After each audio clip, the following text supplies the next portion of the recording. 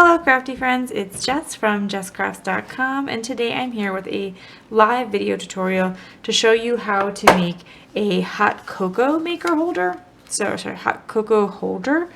Anyway, it's going to basically fold up into a little packet, and then you can take your packet of hot chocolate, and I have the Swiss Miss Caramel Delight Cocoa, which sounds delicious, but I haven't tried it yet. Probably should. And it will slip right inside, and then the front will be decorated.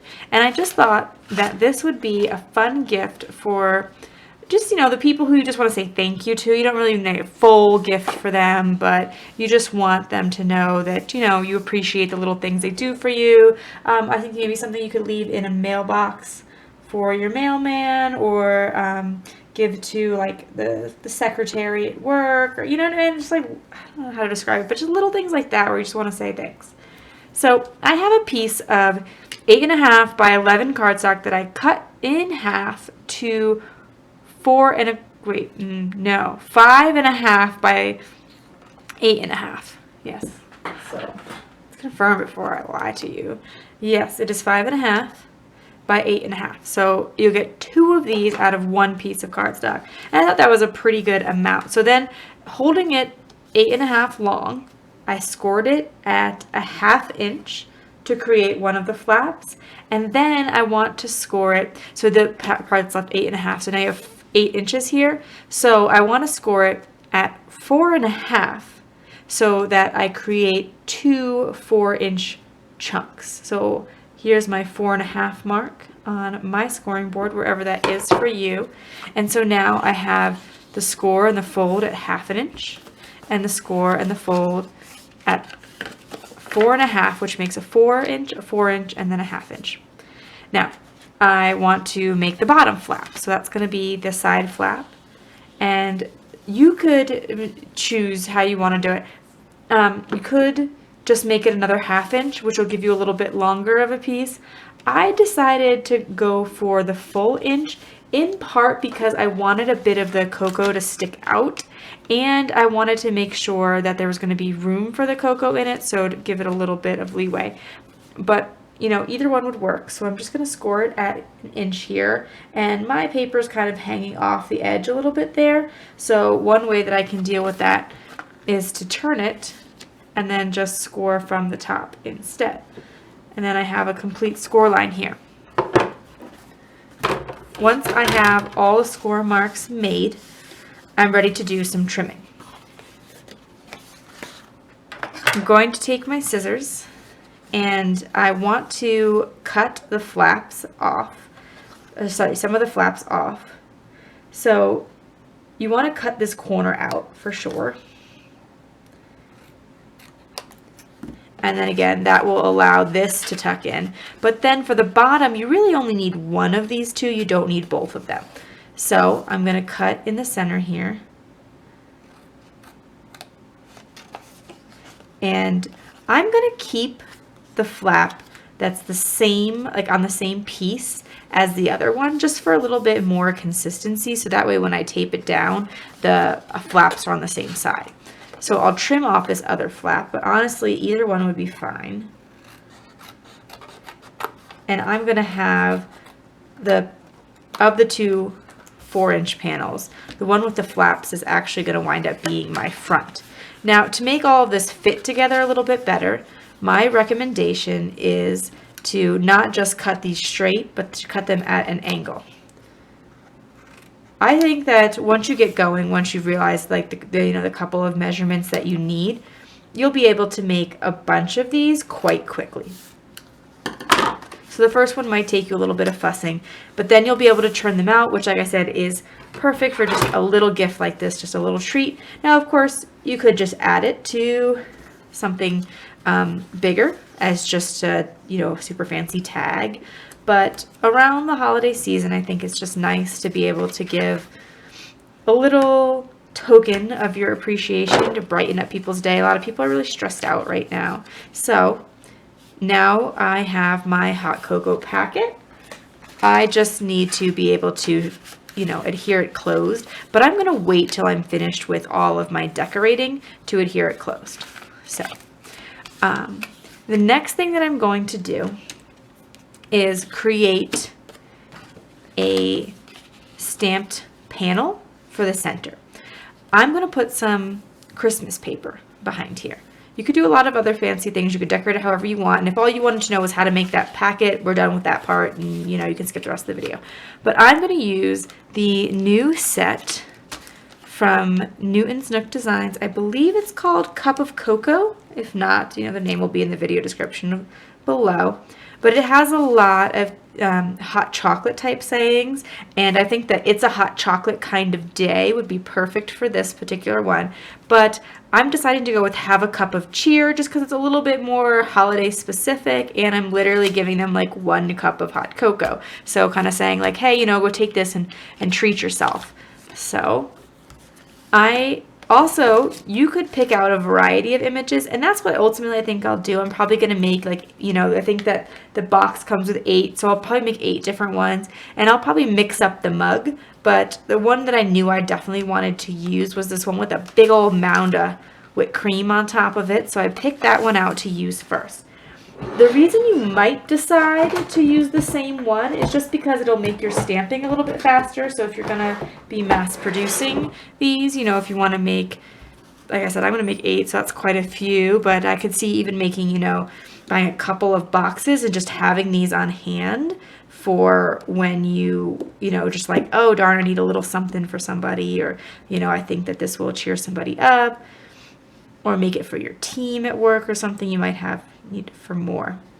I will line all of that up in my Misty, and I'm going to do some really basic Copic coloring.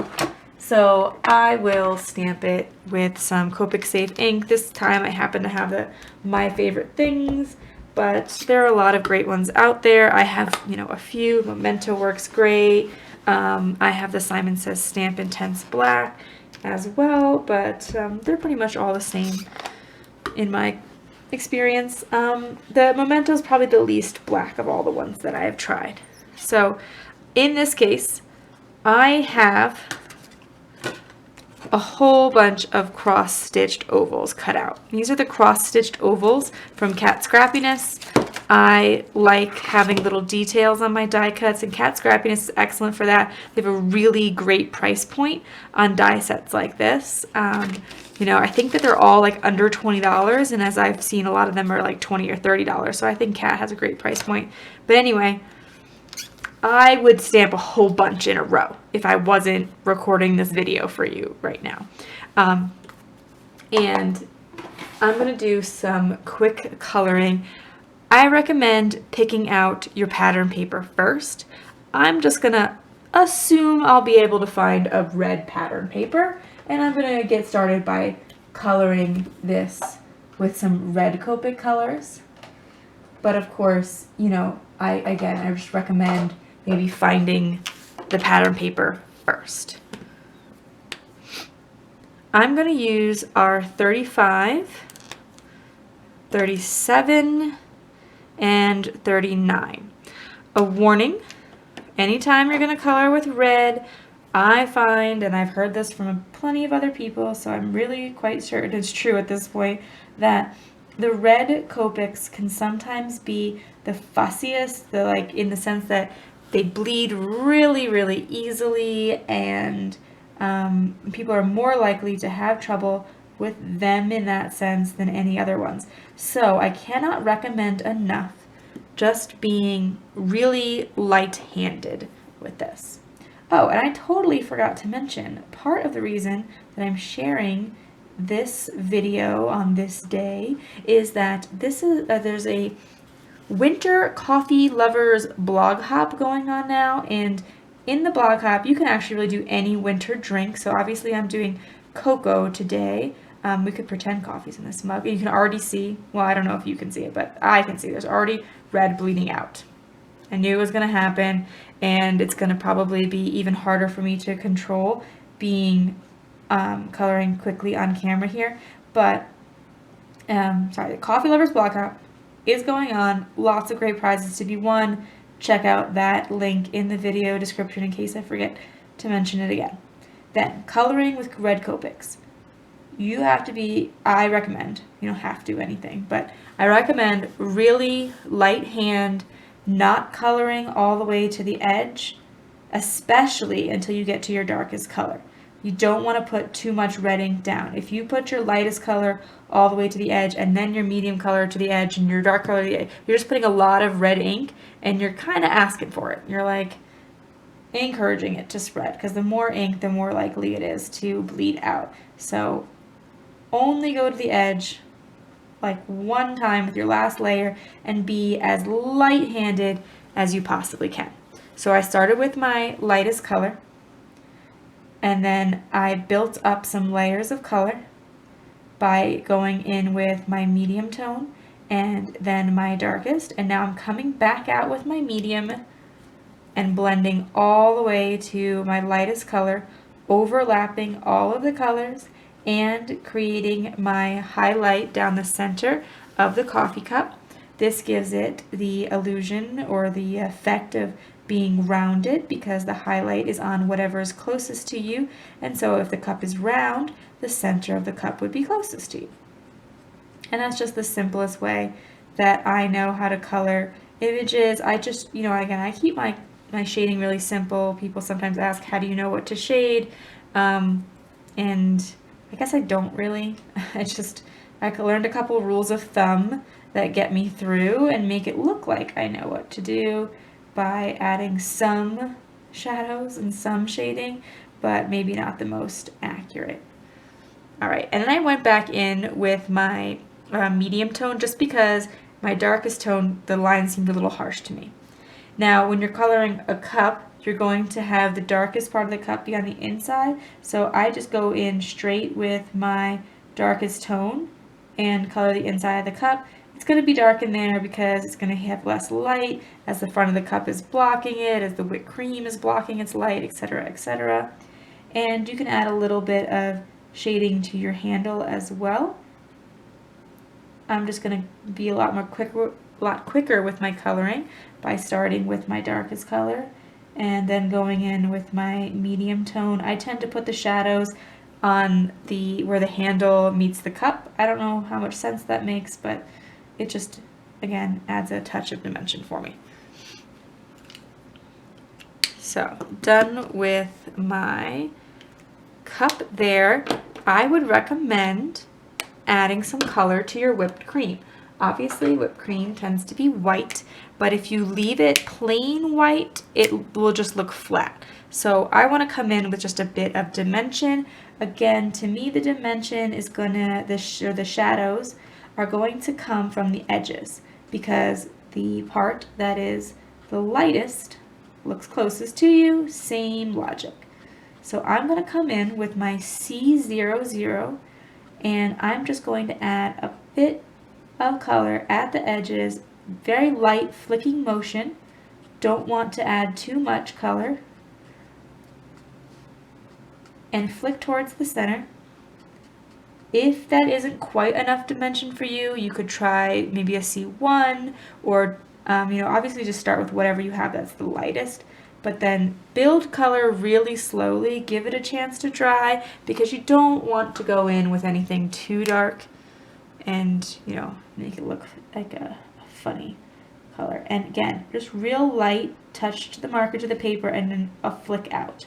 The flicking is really the key for me in being successful with Copics. And another thing I might recommend is if you felt like you could see the lines of the Copic marker a little more than you wanted to, instead of going in with an even darker color to kind of get those flicks out, I would basically treat a 0 marker as my lightest color for this instance. And because it does kind of have a slight blending effect, I wouldn't use it to blend two dark markers, but to blend a light color into your background, it does act as a blender in that instance. All right, and so now I have a little teeny tiny touch of dimension there. Okay, so I will be back after a quick pause with some pattern paper, show you how to adhere it all up, and finish off your card. I would also recommend, as you're working on this, not to fuss too much with the coloring, and color with whatever medium is quickest for you or that you really enjoy coloring with, because when you're making little teeny gifts like this, you know, most people are going to toss this after they're done with it. You know, maybe they'll hang on to it for a couple days over the holiday, but you know, you don't want to be spending an hour fussing and coloring every little thing on one of these, because it's supposed to be just kind of a little something something and not supposed to be a super elaborate, or at least that's kind of my take on it, is that most people aren't going to hold on to them forever, so try to do something quick. So I added some adhesive to the flaps, and as you can see, that's created a pocket with just a bit of dimension in it just by gluing them flat to the edges. Again, I'm not super worried about it being like the most perfectly flush in every corner, whatever, because it's a little something. It does not have to be super elaborate. Okay, so now it looks like I cut all of my pattern paper to the wrong size. Let me go trim off a 1/4 inch.